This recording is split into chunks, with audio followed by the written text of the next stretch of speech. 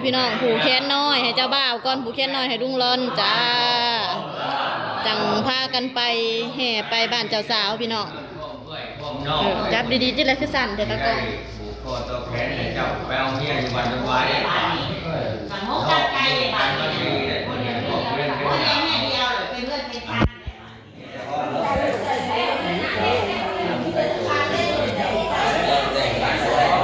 ชุดสาวที่บ้านนี่เห็นใจหมาขันยังชุดเจ้าครับแต่ชุดแดงเด้อขันหาผู้นี้ที่กล้าเนี่ยก็ทุกวันทำอะไรนี่ของขันหมาขันโคขันยังเลยที่ขันโคขันยังแต่ไม่แล้วแบบจะว่าอยู่แล้วไม่กับเรื่องเขาเลยการจะเขาแจ้งไม่เขาแล้วแจ้งไม่เคยอะไรมาวันนั้นเตรียมเงินสินสอดกระเป๋าน้อยๆจนใหญ่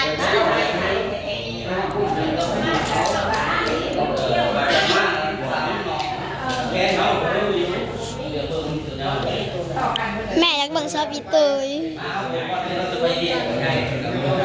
เขาอยากเบิ่ง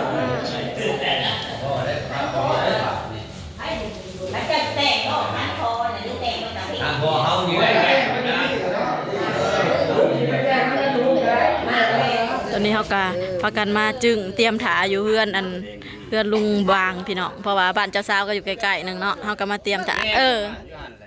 เตรียมแห่เคยไปไม่ยั้งล้มเกิบเอาเบิ่งเรียกเอาเลยเจ้าหมอตัวใดก็เอาเลย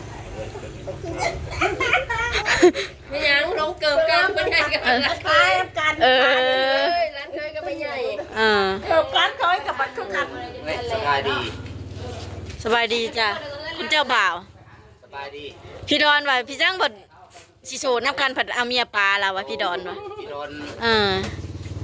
ใช่มาบาดเลือดแต่พี่ดอนโสดพี่ดอนโสดผู้เดียวแบบนี้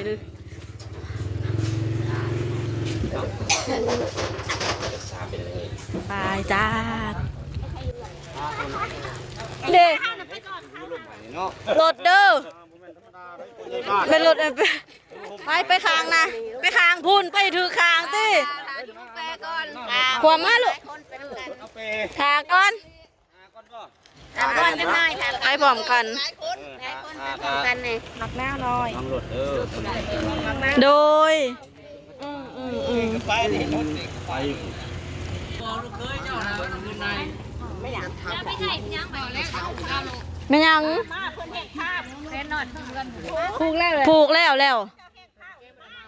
บอไปผูกอยู่พุ่นแล้วอยู่ในอันน่ะพันคนนี้แม่เท่าเอ้ยลูกเคยมาแล้วโอ้ยเอาไว้รถแห่ไว้จ้างน้ำลังโอ้ทั้งเฮือนเจ้าสาวกับบุมิตู้เนาะ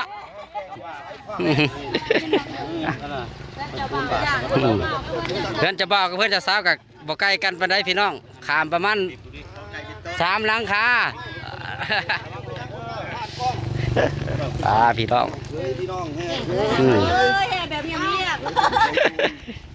เฮ้ยมาเลยเด้อไปเท่าเอ้ยมือสองหัวมันเชื่อพ่อกูแล้วเจ้าพ่อมันจบก่อนนั่นน่ะจะจบก่อนผูกตุ้มไม่ใหญ่ให้สัญญาณให้ได้เลิกงามยามดีเลยพี่น้องเอ้ยมือสองเคยมือสองพี่น้องเอ้ยโทษถ้าจะช้ากับบอตู้มาเปิดเนาะเยี่ยมมากเลยฮะเคยเด้อเคยมาแล้วเด้อเท่าเอ้ยตู้เคยมาแล้วแม่เท่ามันจะ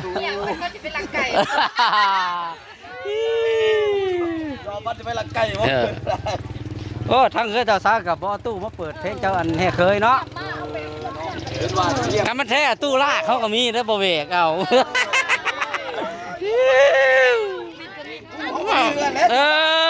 บัดเปิดพักอยู่เงินกูเมื่อบัดเปิดมันขาดคนแบกตู้ฮะเสียงไปเสียงเอาใส่กระเป๋า จ้าไปจะไปถ่ายขางทางผู้ไปถ่ายทางผู้ทำไมมาดูเองเองได้ดูเอง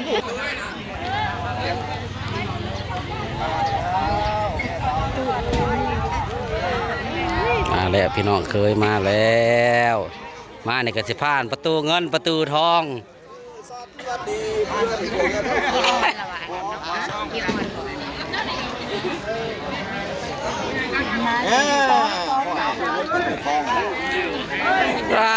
พิเศษเลยประตูดิ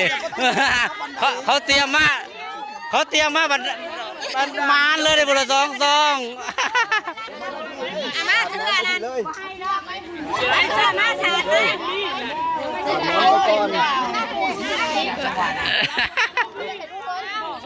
ไปเอาเขาไปได้ไหมเคยมาแล้วเขาได้เต็มจะได้ต่อบัตร ไอ้เคยข้าเจ้า ไปเลยบ่กระทาพูดบนยังกันนะโยมเขากระทาพดจะเอาอยู่นะพดจะมาเอาเคยดิเนาะว้ายผมมีวันผมมาเอาเคยนี่ผมมีผู้เอาเลยชิบกับเลยนี่สะดอกเคยนี่มาไหนมาซื้อเขานะนั่นแหละเอาเงี้ยงนะมาว่าข่าวฮะใช้พี่ยังเลยถอยขึ้นก็ได้ป่ะพระเจ้าแล้วมาถอยตั้งรักใหม่ก็ได้ทางนี้จิบูอย่างเดียวเลยเจ้าเป็นผู้เจ้าของเพื่อนแล้วถามมาอย่างทางทุกสายอ่อนท่านบ่ถามเลยท่านดีสิเบ้าก่อนงัวทึกมาชนงัวแม่นี่นะว่าแม่ลูกเพื่อบ้านสิเพื่อนแม่แน่เลยคนเจ้างัวมาชนงัวเจ้างัวทึกได้งัวเฮาได้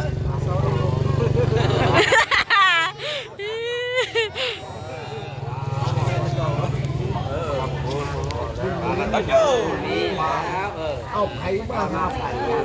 ไผ่บ้านนี่ชื่อนั่นไหนบ้านนี่ชื่อบ้านงัวทึกเฮาไปชื่อนั่นไหนช้อนสวรรค์บ่แม่นแล้วป่ะชื่อช้อนสวรรค์เด้องัวทึกเขาเด้อสุรินทร์สุวรรณจิน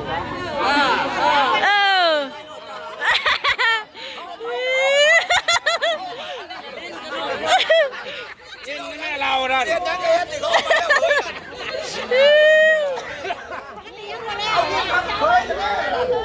มาพี่ลูก